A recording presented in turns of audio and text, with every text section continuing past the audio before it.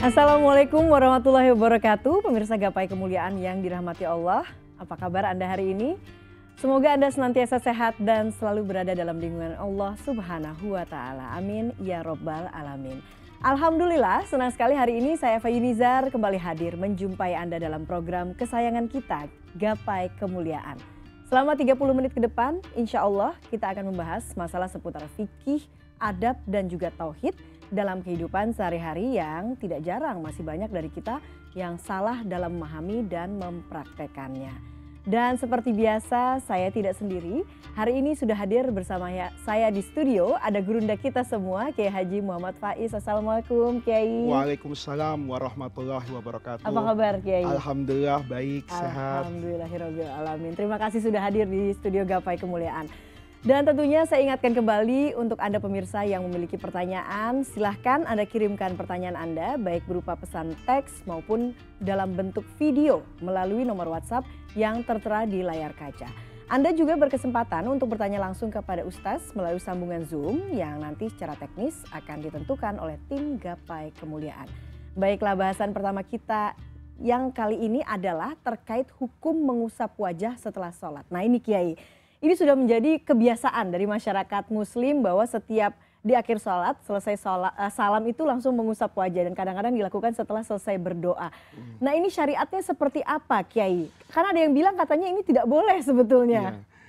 Untuk menjawab ini, saya ingin memulai dengan satu pembahasan Mbak Eva ya.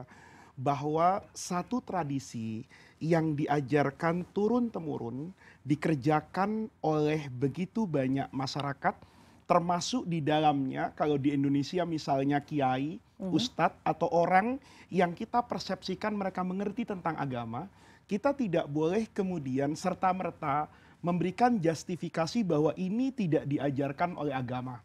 Ini tidak ada dalilnya. Karena ketika kita mengatakan tidak ada dalilnya, itu boleh jadi dia tidak tahu kalau dalil itu ada atau tidak ada. Kalau kita tidak tahu, itu tidak berarti dalil itu kan tidak ada. Ya. Oleh karena itu, cara beragama yang santun, bermartabat, setiap ada satu pekerjaan yang dikerjakan oleh begitu banyak orang menjadi satu tradisi, diketahui juga oleh orang alim, maka kita perlu menjadi lebih bijaksana. Ketika ada pertanyaan, apakah mengusap wajah setelah kita berdoa, termasuk di dalamnya setelah sholat, karena sholat itu kan intinya sebetulnya doa. Maka kita akan melihat bahwa di semua buku rujukan yang berbicara tentang fikih itu para ulama mengatakan sunnah hukumnya mengusap wajah setelah kita berdoa kepada Allah. Nanti yang ada perbedaan pandangan itu kalau mengusapnya di dalam sholat. Nah, misalnya buat orang yang bermadzhab Syafi'i, kalau subuh itu kan kunutan. Setelah dia membaca doa kunut itu, apakah dia langsung sujud atau kemudian mengusap tangannya ke wajahnya? Dan itu yang ada perbedaan. Tetapi mengusap wajah setelah kita berdoa itu diajarkan oleh semua ulama lintas madhab. Berdasarkan hadis apa? Berdasarkan hadis yang diriwayatkan oleh Al-Imam At-Tirmidzi dan juga Al-Imam Al-Hakim. Kedua ahli hadis ini meriwayatkan dari sahabat Abdullah bin Umar bahwa Rasulullah Shallallahu Alaihi Wasallam itu kalau berdoa itu madda yadahu, tangannya dipanjangkan dalam artian menengadahkan seperti yang pemirsa lihat kedua tangan saya. Nabi ini kemudian tidak akan mengembalikan posisi tangannya seperti sebelum berdoa, kayak begini misalnya ketika doa diangkat tangannya, kecuali Rasulullah kemudian mengusap wajah mulia beliau dengan kedua tangan beliau. Ini diceritakan oleh Al-Imam An-Nawawi misalnya di dalam kitab Al-Majmu', itu kitab fikih yang membicarakan tentang berbagai macam pandangan mazhab dalam Islam.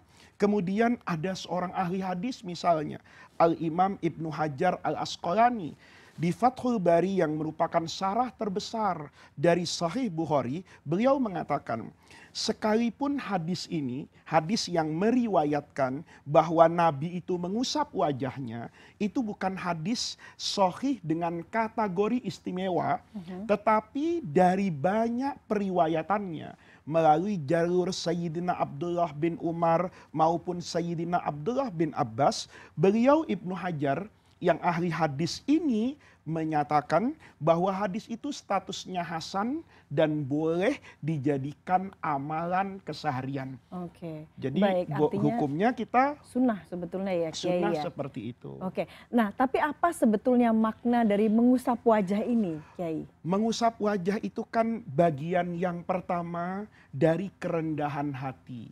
Yang kedua dari tabarruk. Misalnya begini, kalau kita baca di dalam ayat Al-Quran, Allah itu menyuruh kita berdoa. Ud'uni astajib lakum.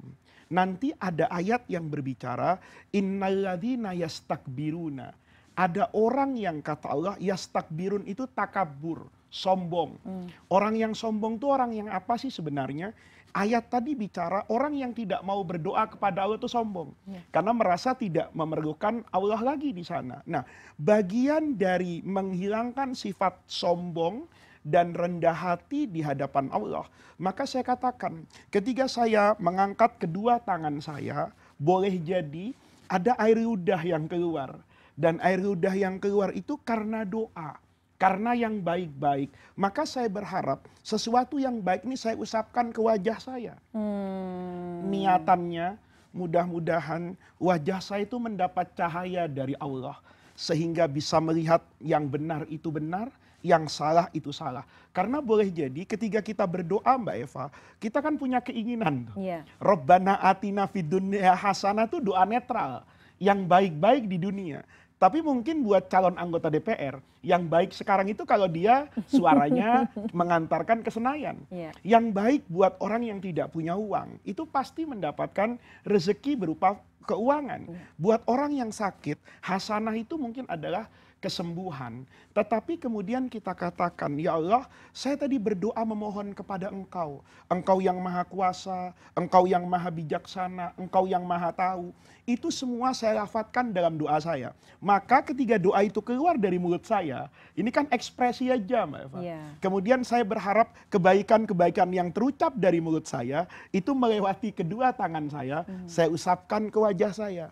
Mudah-mudahan mata saya bisa melihat dengan ukurannya Allah, bukan dengan ukuran hawa nafsu saya. Itu sebetulnya rahasia yang diajarkan oleh guru saya dulu, mengapa kita diminta untuk mengusap wajah kita setelah kita selesai berdoa.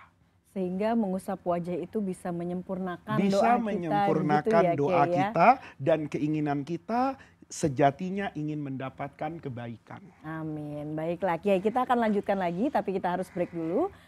Saat lagi pada segmen selanjutnya kita akan sama-sama membahas ini tentang kasus perceraian. Nah, pembahasannya seperti apa? Temukan jawabannya sesaat lagi. Kami akan kembali saat lagi dalam Gapai Kemuliaan.